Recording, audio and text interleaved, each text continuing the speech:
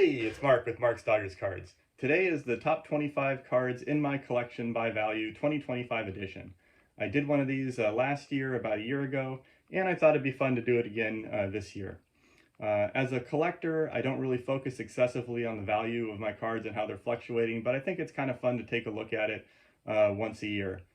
There's been a lot of discussion on YouTube recently about the overheated card market, and maybe this will be a snapshot in time at the top of the market. We'll see. But regardless, it's a fun excuse to take out some of my favorite cards and look at them, and also just sort of gauge like where the market is. I will say that this top 25 cards of mine, it's a range from pre-war to golden era cards. There's some oversized, some undersized. But several of the cards are very, kind of rare and don't really come up for sale very often, so it's very hard to gauge their value.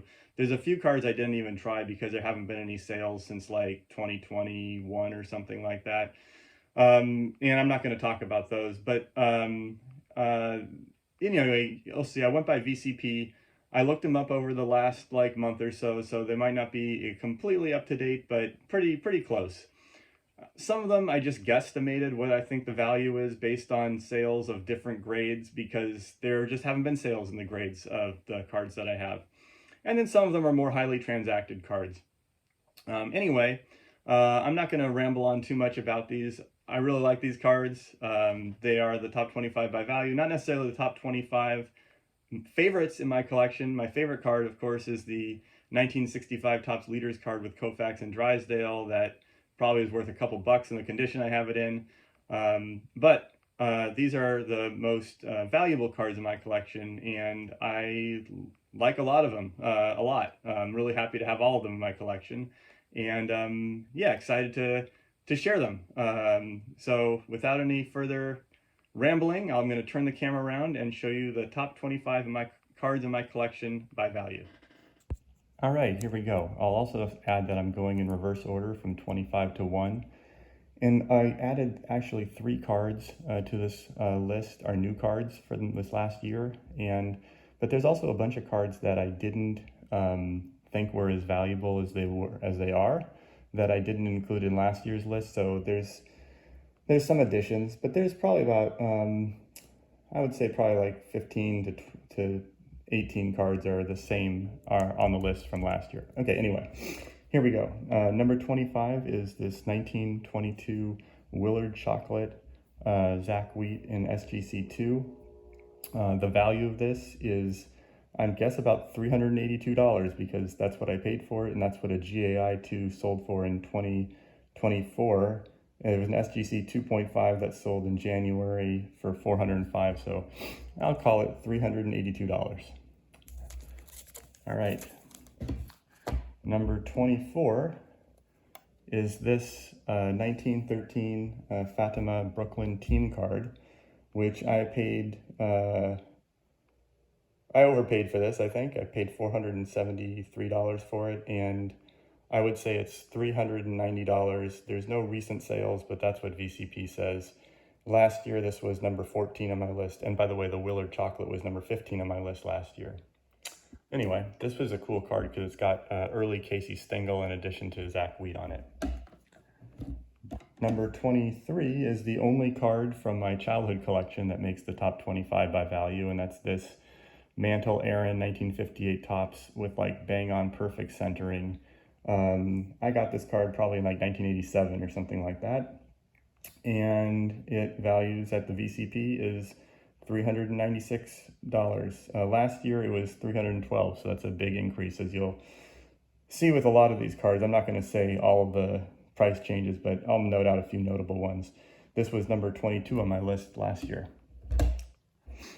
Number 22 on my list is this 1958 Topps Mickey Mantle in a CSG 3. Amazing centering. I think it's a terrific card. These are very hard to value. I just guessed that I'll say it's a $400 card based on the fact that VCP for SGC is $460 and PSA is $546. It's in a CSG holder. Then again, it's got amazing centering, so it could easily be justified as being higher up on the list. Anyway, this was number 13 for me last year. All right, number 21, I gotta zoom out for this one, is this bigger card, which is a 1939 Gaudi Premium in a 4.5. And this one, I also estimate $400. There's a VCP has a PSA 4 for $370 and a PSA 6 for $473. So I'll just guess that it's about, we'll just call it $400. All right, number 20, and I didn't put that one in didn't evaluate that one last year, so I added it. Okay, number 20 is this T205 Zach Wheat. I got this at the National when it was Chicago, I guess the year before Cleveland, so I don't know, a few years ago. This one has a VCP of $405. It was number 19 on my list last year, and it's number 20 on my list this year.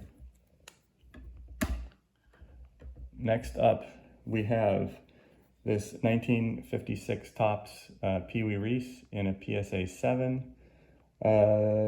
Let's see, this one is number 19 on my list. It was number 16 last year, and it's gone up in value from $358 to $421 on VCP. Next up is Hank Greenberg, 1939 Play Ball. This was number 17 on my list last year. Oh, the Reese was number 16 on my list last year. Anyway, this is was number 17 last year. It's number 18 this year. This one's value, though, has gone up from $349 to $440. That's a huge increase. Greenberg is somebody who I collect as like a side project. I kind of add one maybe every year or two. And this one I got in May 2024. So there you have it. Next is one of the first really big cards I got after I got back into collecting. This is the T206 Zach Wheat rookie card. This was number 7 last year. This one seems to have gone down a little bit in price from $537 to $475. It's number 17 on my list this year. And, you know, the centering is the issue here, but otherwise it's a fantastic looking card, you know, clean back, etc. Next up are 3 cards which I'm basically guessing at value.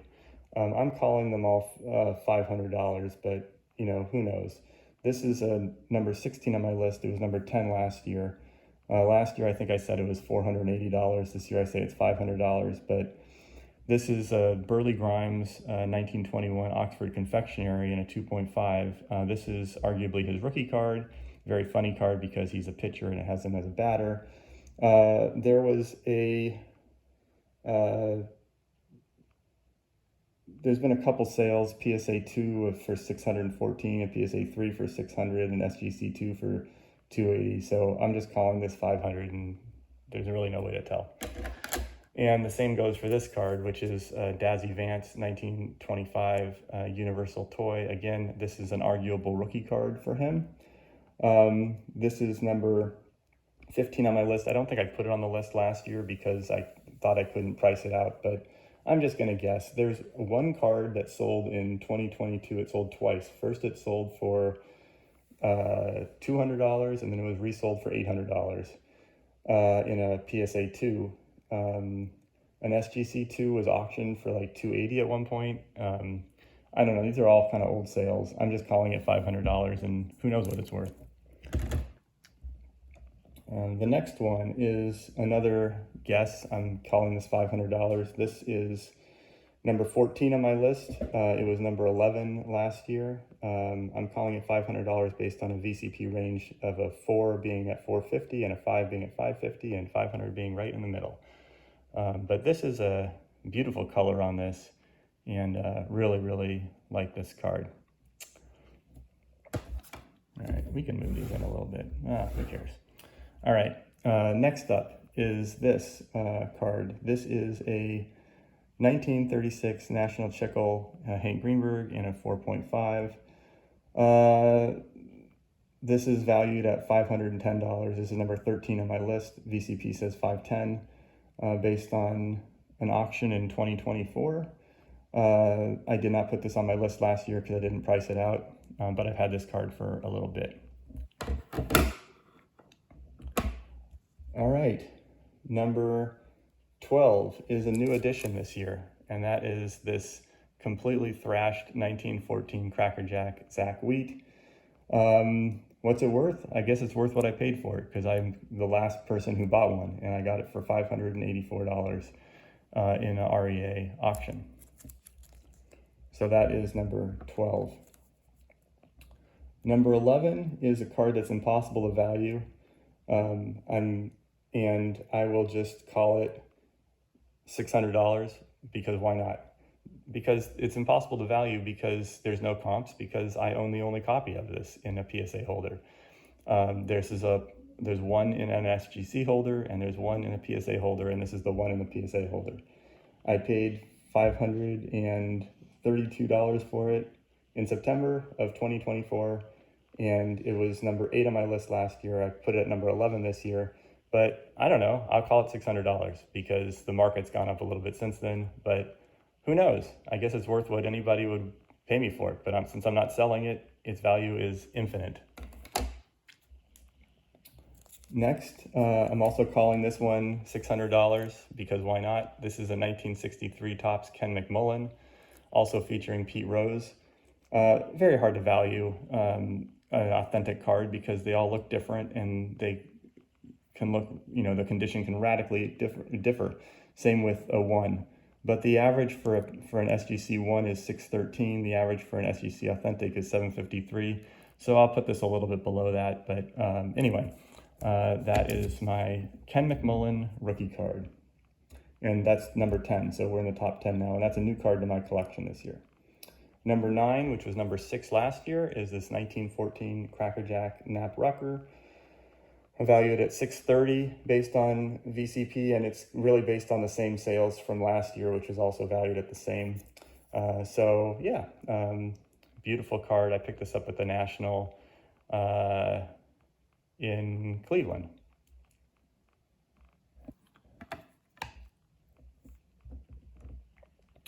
All right, this next card is some sort of funny card. This is a 1922 W575-2. I believe this and 2 others are the highest graded by PSA. There was a recent auction on, and there's only like 10 of them graded. It's very hard to judge this, but there was an auction that just went off like in the last week or something like that, where with this card in a PSA 3 went for $599. So I'm just calling this $650. It could be undervaluing it, who knows, but that sounds about right given where the three sold for. So that puts this at number 8 in my collection. This next card is a 1956 Topps Jackie Robinson with a white back. I'll show that in a second. This card has skyrocketed astronomically in the last year. It was number 9 last year. This year it's number 7. Last year it was $518 in VCP. This year it's $746. So that is a massive increase, and here's the back. But yeah, beautiful looking card. This is the only solo Jackie Robinson card I have in my collection so far, and yeah, hope to add in more in the future, but maybe when the market cools down, if it ever does. All right, this next one is my Hank Greenberg rookie card. Love this card. This one seems like it went down a lot, but it's hard to tell because these ones are so condition sensitive, and I think this is a pretty nice looking example. But the VCP, this was number 3 last year. It's number 6 this year. The VCP went down from 930 to 768. So that's what I will value this at. All right, the next one, number 5. We're in the top 5 now, and this was number 5 last year. And that is my 1953 Bowman Color Pee Wee Reese with amazing centering. Really the only thing that holds this back is the corners, because the centering's great, the color's great, registration. It's just a nice card.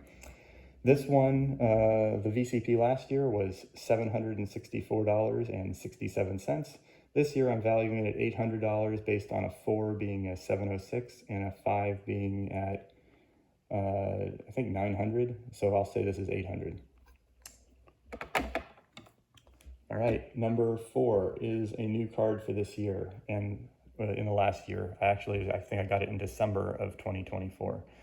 But this is my Duke Snider rookie card in an SGC 2.5. There's a smallest of creases on it, which is why I think it's got the 2.5, but other than that, it's a really beautiful card. Nice centering, nice color. I really like this card. And so this is number 4 in my collection. Let's see, a 2 was at 815 and the 3 was at 900 or something like that. So I say this is 850. There's not a lot of sales of the 0.5, so that's why I did it that way. And I got a good deal on this one. I got this one for $645 in December last year, so very happy to have this one in the collection. All right, top 3. Number 3, this is a card that has gone bananas increasing in value. This is my Sandy Koufax rookie card. This was number 4 in my collection last year. Last year, the price was $740 in VCP. This year, it's $982. Again, I think these prices are kind of funny money because I don't think they're going to sustain themselves, and I think they're going to come back down. There's been a lot of videos on this recently.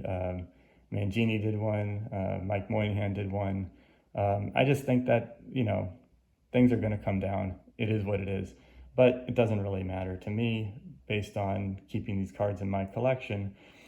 And I love this example. And Koufax is one of the key guys that I collect. And yeah, I was thrilled when I added this, and I'm thrilled to still have it. All right, the top 2. This was number 1 last year. Last year I valued this at $1,200. This year there's a VCP average for a 4 is $1,279, for a 5 is $1,416. So I don't know what you call it, somewhere in there, probably like $1,325 or something like that. This is a Hack Wilson 1933 Gaudi.